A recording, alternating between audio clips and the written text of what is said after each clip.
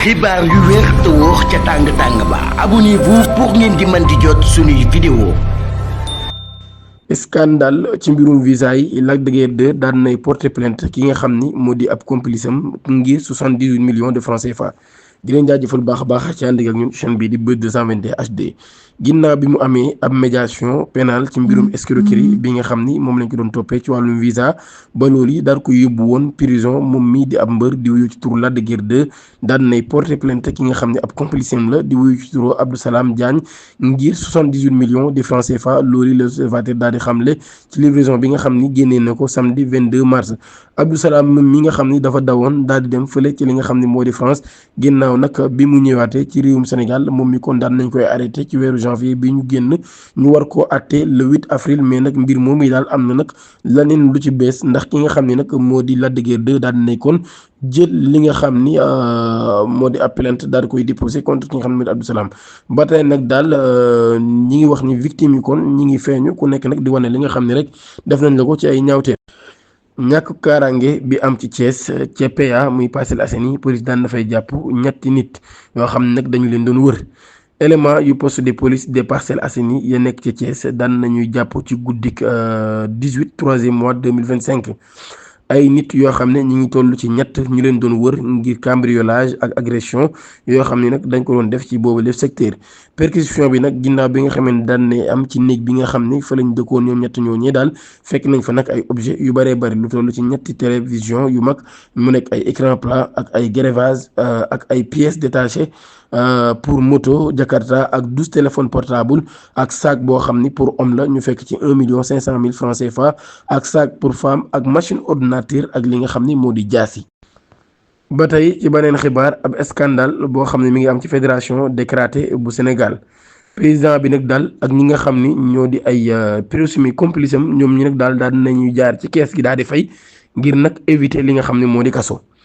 ci mbiru malversation présumé ci bi nga xam ne am na ci fédération sénégalaise de karaté président bi ak ay complice am ñoom ñi nag daal nañuy kon fay. loolu yi la libération daal di xamle ci xibaar bi nga xam ne jàllale na ko samedi 22 mars moom journal bi daal mi nga xam ne président bi di Mouhamed Makhtar Diop ak ñi nga xam ni ñoo di ay complice am ñu tolloon ci ñett daal nañu joxe ab titre foncier boo xam ne mi ngi nekk ci Sangalkam ak 17 millions muy fukki millions ak juróom-ñaar daal di koy joxe nag liquide ngir nag daal di bañ a dugg li nga xam ne moo di kaso loolu yi ñu ngi ko amal wala sax démb ci àjjuma kon daan nañ leen no placé woon sous contrôle judiciaire juge du troisième cabinet moom moo def loolu yi loolu nag daal nekk ay primes yoo xam ni dañu ko versé woon ay karatéka yoo xam ne nag fictif lañ maanaam daal ay karatéka fictif yoo xam ni mbir moomee ci lañ leen jàppee kon loolu yi kon mi ngi xew ginnaaw bi nga xamee ni daan nañu amal ab enquête ba xam ne daal ñoom ñi kon dañ doon joxe ay nit yoo xam ne daal existé wul mu nekk nag ay primes yoo xam ne kon jox nañ ko ay karatéka fictif ci loolee kon ci boobu leen mbir ci lañ leen tegee loxo.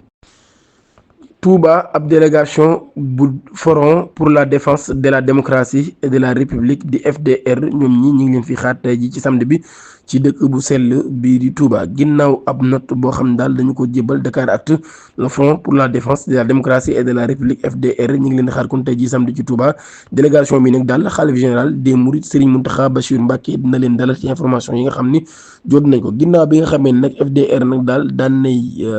publier ab communiqué boo xam ne mi ngi dénoncer proposition de loi yi nga xam ne indi nañ ko ngir daal di dakkal compétence yi nga xam ni collectivité locale yi daan nañ koy am ci li nga xam ne nag moo di wàllum cession foncière kon xëy na loolu yi moo tax ñu bëgg a ñëw ci dëkk bu sell bi di Touba ngir waxtaan ci ak kilifa gu sell gi fi nekk.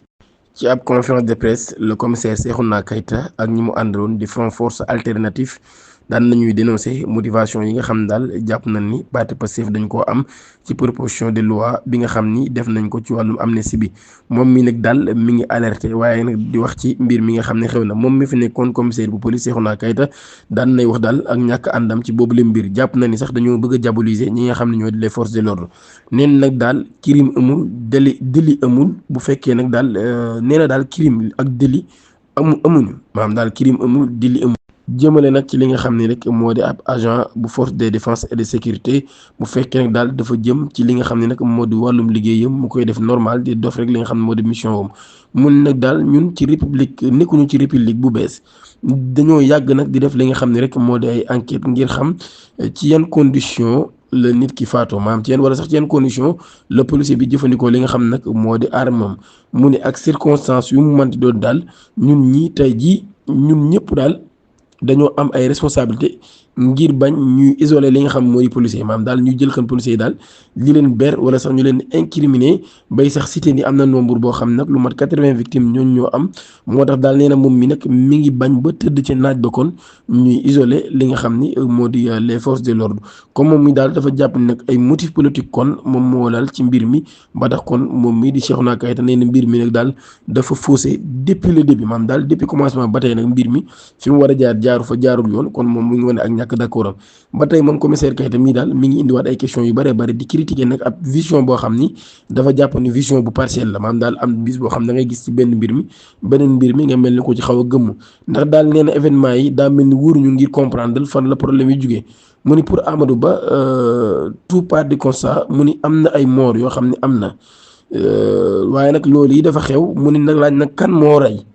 ak ban situation moo amoon ba faat bakkan am mun nag daal lan moo déclenché boobu le mbir lan moo xew dëgg-dëgg loolu laa di xamle kon mun nag daal kon jàpp na ne rek dañ ñoo bëgg a tromper dañ ñoo bëgg a nax créer ab situation boo xam nag daal dañuy dégager seen responsabilité waaye nag daal ci jéem a nag dugal ñeneen ñi daal di ges daal ab fausse boo xam ne rek fausse bu noir la dugal ci ñëpp rek daal leen di taal maanaam daal di sacrifier kon ñëpp ñu ci des daan nag loolu yi génnewuñ ci policiers yi ak ñeneen ñi nga xam ni ànduñu ak ñoom te ñun nag loolu yi daal duñu ko nangu duñu nangu boobu lépp diabolisation tey duñu accepter benn yoon daal ñu sacrifier ñu leen di sacrifier loolu yi kon la laa di xamle moom Cheikhna Keita ab altercation boo xam ni moo amoon ci ñaari apprenti menuisier ñoo nee nag daal moo mujjee ba indi mbir mu doy waar lool ca Kaolack ca quartier bu ñuy wax abattoir i jaw ñu koy wax MC Jaw moom mi nag daal moo daal di ñàkk bakkanam ginnaaw bi mu amee ay gaañu yu metti lool loolu yi nag ki ko rek du kenn ku dul F Ndaw ñu bokkoon fu ñuy liggéeyee ci benn atelier mbir mi nag mi ngi commencé ci ab xuloo boo xam ni am na seen diggante ñoom ñaar loolu yi nag moo mujjee ab ëppi loxo F Ndaw mii nag daal ci la jëlee rek